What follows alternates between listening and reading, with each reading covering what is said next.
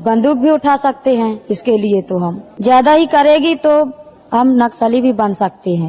प्रदर्शन कर रहे हैं कि हमारा जंगल, जमीन और घर बार सब। फिर ये आदिवासी इतना रो क्यों रहे हैं? मतलब Ken Betwa river linking project अच्छा तो है, प्रॉब्लम क्या है इस प्रोजेक्ट में, मुझे यही समझ में नहीं आ रहा।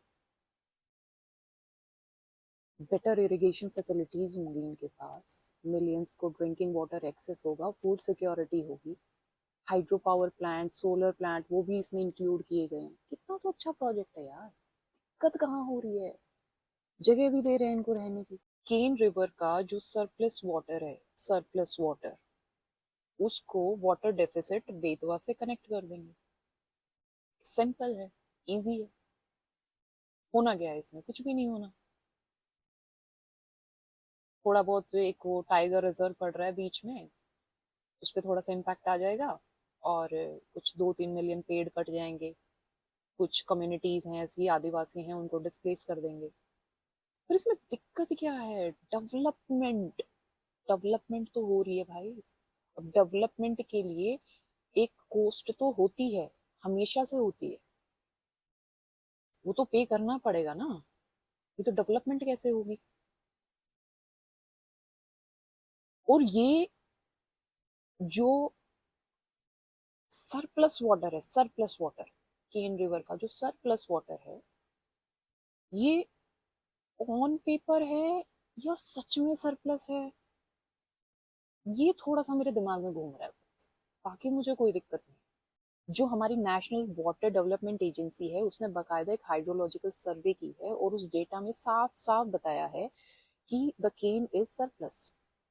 However, that data is confidential and has not been opened for independent international and local peer review.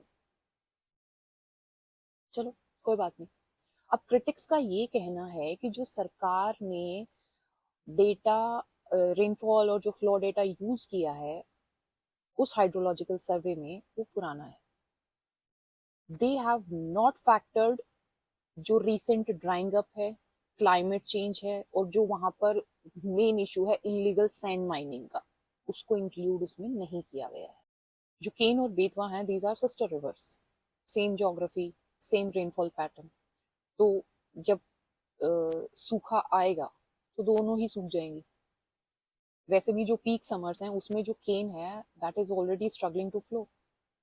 तो एक खाली सूखी रिवर से दूसरी सूखी रिवर में पानी, पर ठीक है कोई बात नहीं।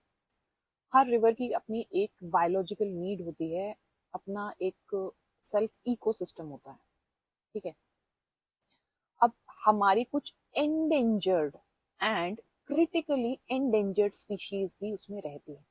घड़ियाल है, फ्रेश वाटर डॉल्फिन्स हैं, various species of turtles and fish, तो ये सब भी वहां रहते हैं। तो जब वो सरप्लस वाटर वहां से डाइवर्ट किया जाएगा तो इन पर कोई इफेक्ट आएगा कि नहीं आएगा, आई डोंट नो।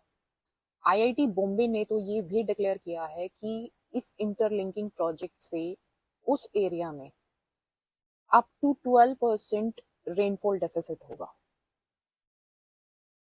12% बस, ज्यादा तो नहीं है, ठीक है। द सरप्लस वाटर, उसकी एक ये भी अजम्पशन लगा लो या कैलकुलेशन है कि वहां की जो लोकल कम्युनिटीज हैं उनका एक पर्टिकुलर यूसेज फैक्टर है पानी का, ठीक है।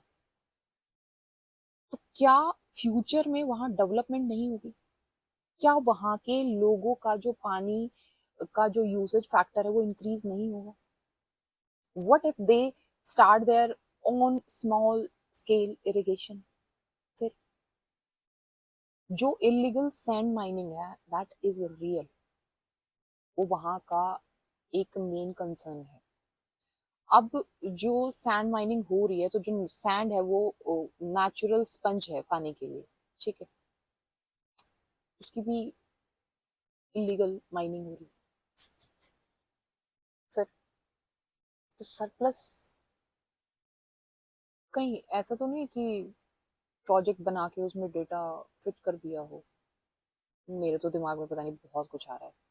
तो ये और भी बहुत सारी चीजें हैं। तो ये जो सरप्लस जो है कॉन्सेप्ट, ये मेरी थोड़ी सी समझ से बाहर है, क्योंकि अभी तो रिसेंटली पॉल्यूशन, क्लाइमेट चेंज, ये इतनी मेजर इश्यूज हैं हमारे सामने कि मेरे तो जहन में ये बैठा हुआ है कि हमारी जो नदियां हैं, जो रिवर्स हैं, वो they all are drying up, they all are shrinking.